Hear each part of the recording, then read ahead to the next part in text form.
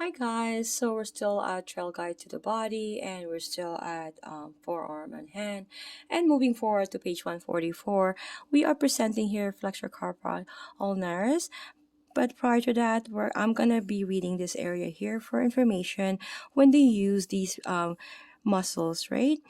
Okay, so look at the image here as the therapist is feeling the flexor carpi radialis by resisting abduction of the right wrist. As you can see the arrow there.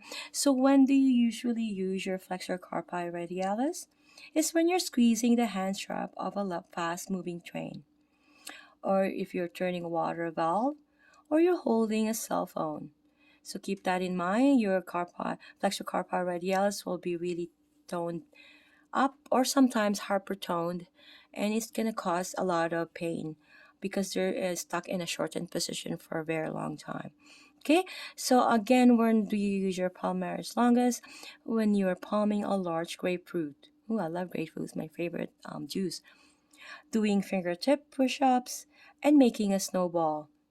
Okay, so keep in mind when you're making a snowball tonight because there's a blizzard outside, and I think it's really toning it down really. So, but earlier it's like up to my upper leg, like half of it, my quadratus group muscles, right?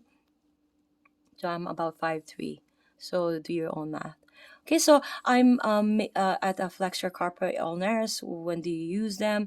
Is when you're using your hand to brush food off a kitchen table, and you're unscrewing a tight lid on a jar, or you're delivering an incredible judo chop. What's a judo chop? I'm gonna have to Google that. Okay, so looking at the image here, um, indicating the the palmaris flexor carpi ulnaris in a palmar view. I'm sorry for I was doing a video with regards to palmaris longus. That's why. So this one is palmar view. The therapist is sliding off the pisiform, right, from the pisiform to the flexor carpi ulnaris tendon, right. So you can see the pisiform and to the tendon of the palmaris, right? So the palmaris longus is absent in about 11% of the population. So the palmar aponeurosis, however, is always present.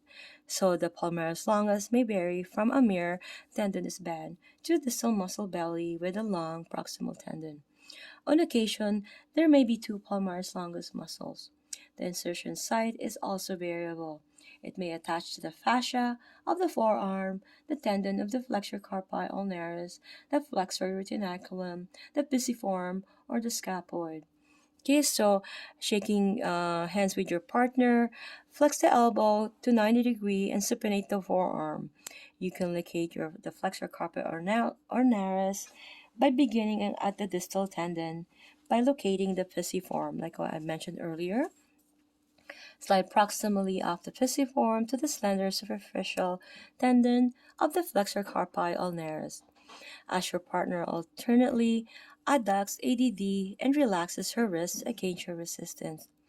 Follow the tendon proximally, strumming across its surface. Feel how it widens into a muscle belly and heads forward the medial epicondyle. Unlike the extensor carpi ulnaris, the flexor carpi ulnaris slides through a finger's width away the ulnar shaft. My apologies, from the ulnar shaft. So for you to confirm, you can ask yourself these questions. Do you feel the muscle contract upon adduction? Is the tendon muscle belly superficial and along the forearm's anterior medial surface? Is it medial to the palmaris longus? I'm gonna see you guys in the next video.